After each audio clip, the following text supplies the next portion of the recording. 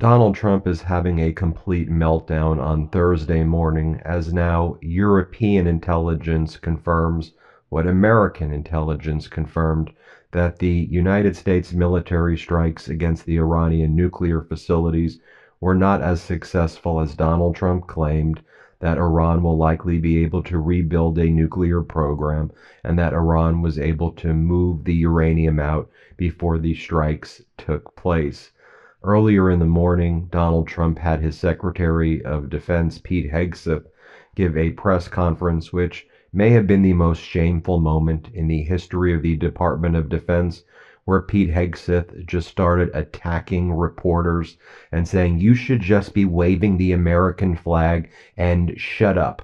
And he would go to different reporters and say, "You're the worst, and you're the worst. Just shut up and report on what the regime wants you to report." Also, Donald Trump has been calling himself Daddy all day. He's been posting photos on Instagram, basically saying to call him Daddy. And now he's also selling t-shirts with his face on it.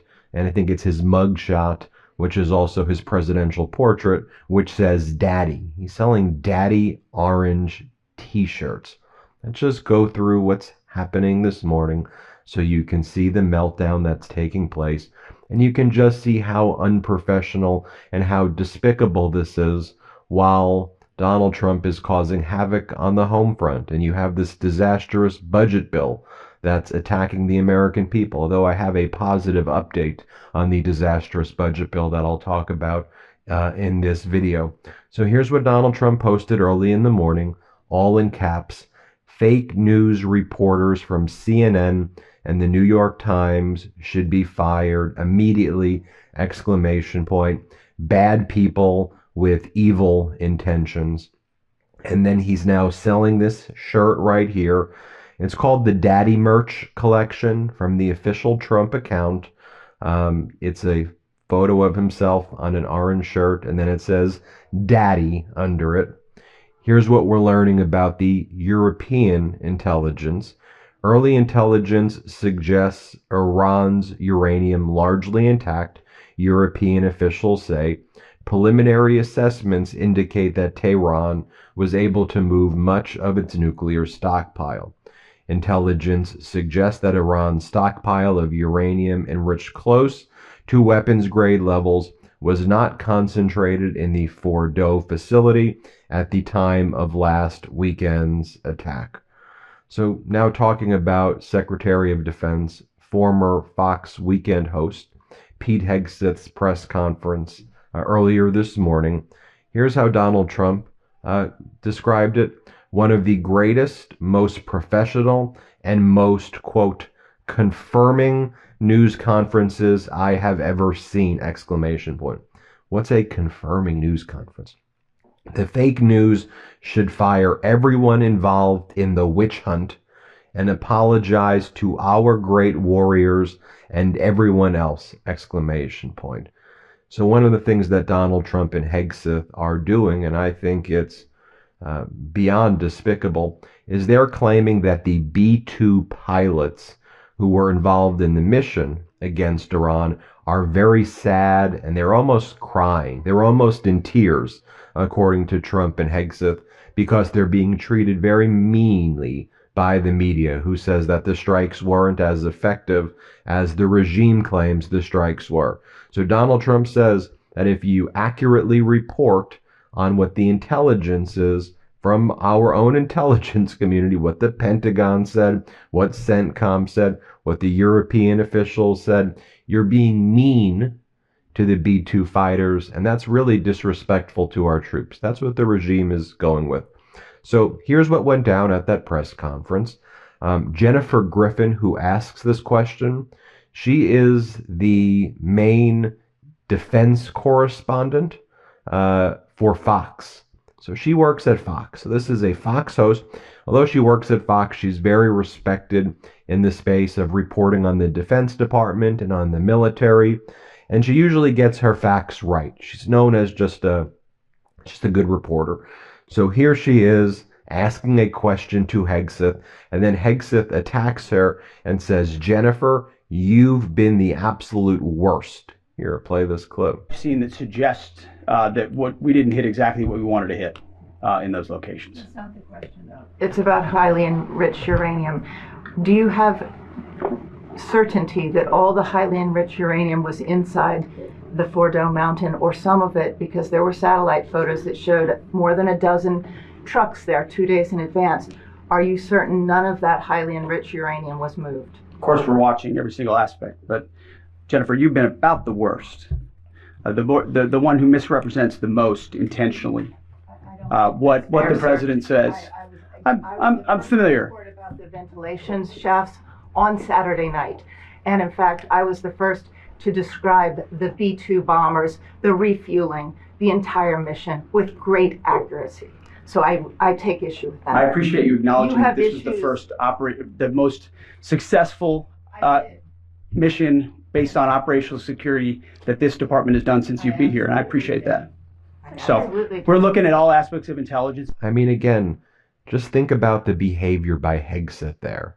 Again, that does not exude confidence. I mean, to Trump and Hegseth, and I guess people who don't know what tough guys actually are, they think that that's a tough guy act. But it shows to me that you're covering something up. If you're so defensive about a basic question, are you certain none of that highly enriched uranium was moved? Because all of the intelligence says it was, and you go and attack the question. Just tells me that you're covering things up. That's weakness. What Trump's doing is weakness. What Hegseth does, what this whole regime does to me, is weakness masquerading as strength. So then Pete Hegseth opens up that press conference, attacking the media and ranting that Donald Trump directed the most complex and secretive military operation in history. Now, what took place in Iran was the single greatest American military feat ever. Not D-Day, the Iran bombing. Okay, play this clip. Let me read the bottom line here. President Trump directed the most complex and secretive military operation in history. And I'm not going to show you many more clips. I'll show you one more just so I want to give you full context of what's taking place. Here, Pete Hegseth just continues to attack the press, and this was all this was about. He attacks the press. He goes, it's in your DNA. You hate Trump. You're never Trumpers. You hate him, so you are trying to make him look bad, and that is mean. That's what they were doing all morning. Play this clip. Because you, and I mean specifically you, the press, specifically you, the press corps, because you cheer against Trump so hard. It's like in your DNA and in your blood to cheer against Trump. Because you want him not to be successful so bad, you have to cheer against the efficacy of these strikes. You have to hope maybe they weren't effective. Maybe the way the Trump administration has represented them isn't true. So let's take half-truths, spun information, leaked information, and then spin it. Spin it in every way we can to try to cause doubt and manipulate the public mind over whether or not our brave pilots were successful. How many stories have been written about how hard it is to, I don't know, fly a plane for 36 hours? I need to tell you about one of my favorite products, Mudwater. Mudwater provides sustained energy without the spikes and crash of traditional coffee. There's also caffeine-free blends available. Their OG blend is a mix of cocoa, chai, turmeric, and adaptogenic mushrooms to help you feel focused without the crash. And the best part, it's amazing over ice. No, seriously, just mix it with cold water or milk, shake it up, pour it over ice, and boom, you've got yourself a refreshing, feel-good boost that actually helps you stay balanced. Every single ingredient in Mudwater products are 100% USDA certified, organic, non-GMO, gluten-free, vegan, and kosher. There's also zero sugar and no sweeteners added. To use Mudwater, you simply drop the powder into your favorite mug, pour some water on it, and give it a mix. Some go wild and add creamer, honey, or even CBD. And as I mentioned earlier, the best part about Mudwater is it provides sustained energy without the spikes and crash of traditional coffee. And don't forget, there's also caffeine-free blends available. Ready to make the switch to cleaner energy? Head to mudwater.com and grab your starter kit today. Right now, our listeners get an exclusive deal, up to 43% off your entire order plus free shipping and a free rechargeable frother when you use code MIDAS. That's right, up to 43% off with code MIDAS at mudwtr.com. After your purchase, they'll ask how you found them. Please show your support and let them know that we sent you.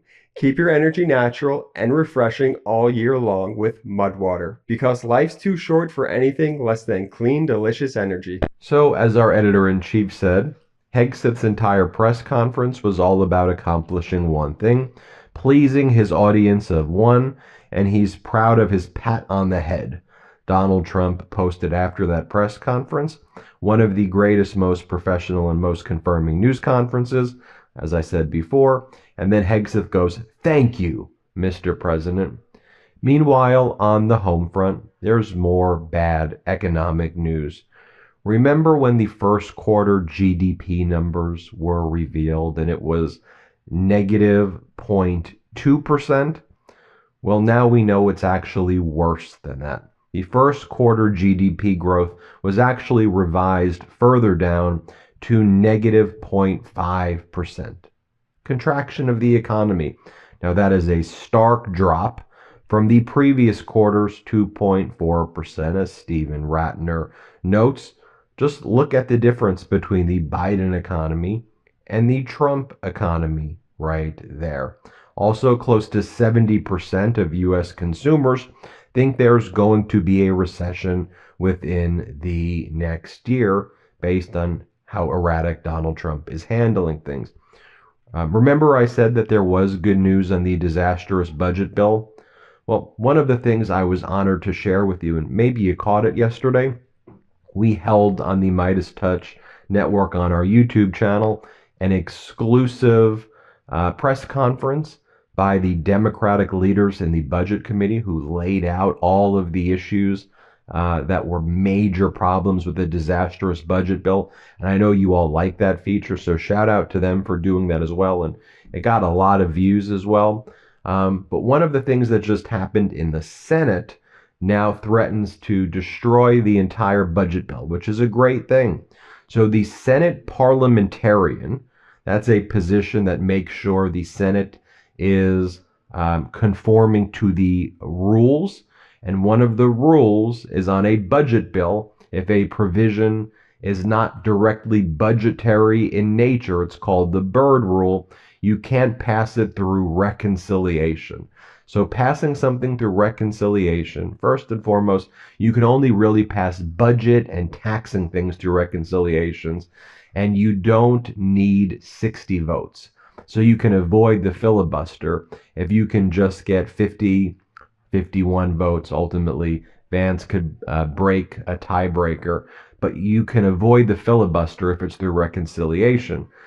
If it is outside of budgetary means, you need at least 60 votes, and then there can be a filibuster, and the Republicans don't have the votes. So the Senate parliamentarian analyzes the provisions of a budget bill to see are they allowed, or if they're non-budgetary, then you could filibuster it. So the Senate parliamentarian just struck a massive blow to Republicans' Medicaid cuts, per an announcement from the Senate budget Dems, that it's not compliant with the Byrd Rule, meaning they need to be stripped or overruled. That's what I was just basically saying to you.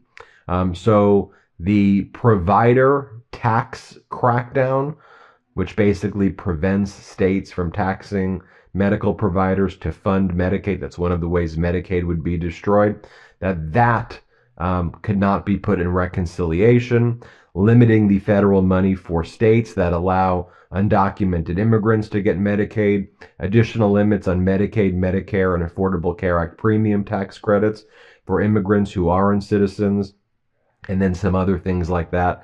But the big one right there is the provider tax crackdown. So this could blow up the entire scheme by the MAGA Republicans to destroy Medicaid, because the provider tax crackdown was a big one of how they wanted to get rid of Medicaid.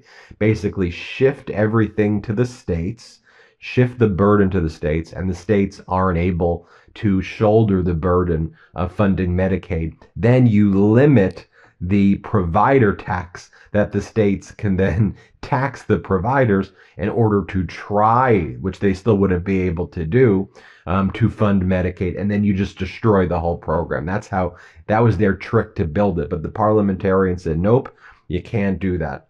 More post here by Donald Trump saying, daddy's home, daddy's home. How weird is that? He's making posts saying daddy's home.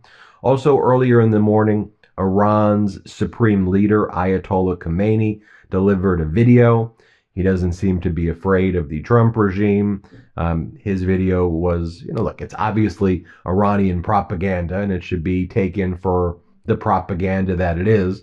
But I think it's important to see that Khamenei views this as a victory. That's what he's celebrating this ceasefire right now, because in his mind, they still have their nuclear program.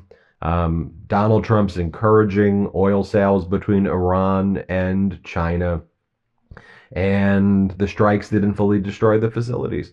So Khamenei congratulates everybody, he congratulates his people. I'm not going to go through all of Khamenei's propaganda, but he released a video saying that Iran won, which, is, on the one hand, you have Trump regime propaganda. On the other hand, you have Ayatollah propaganda.